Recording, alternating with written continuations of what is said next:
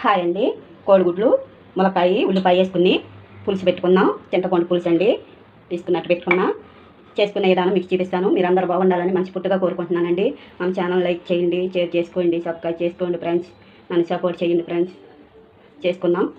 పొయ్యి అంటించుకున్నా, కూర వండుకుంటా పెట్టుకున్నా. నూనె, ఆవాలు, జీలకర్ర, ఎల్లుల్లిపాయలు, కరివేపాకు, పసుపు, కొద్దిగా పులుసు కూరలో ఇంగ వేసుకుంటే చాలా బాగుంటుందండి. ఇప్పుడు ఉల్లిపాయ వేసుకున్నాం.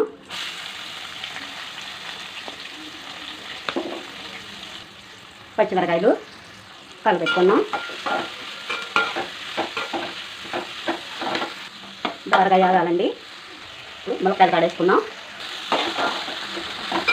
ఇప్పుడు కొద్దిగా అల్లం పేస్టు, కోడిగుడ్లు కడేసుకున్నాం.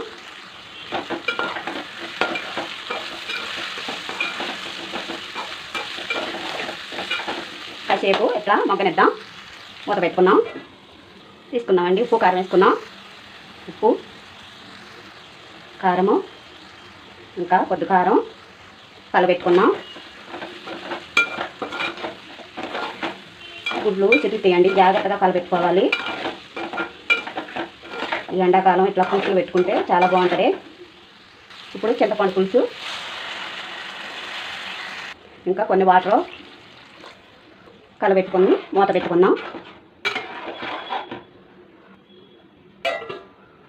చూద్దామండి. కొత్తిమీర,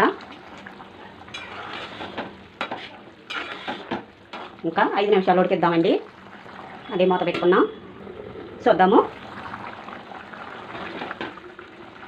చాలా బాగుంటుందండి.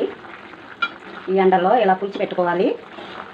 పులుసు, పప్పుచారులు, రసము ఇట్లా పెట్టుకుంటే ఎండాకాలము ఒక ముద్ద ఎక్కువ తింటామండి. చాలా బాగుంటుంది. కోడిగుడ్లు, ములక్కాయ, ఉల్లిపాయ పులుసు అండి.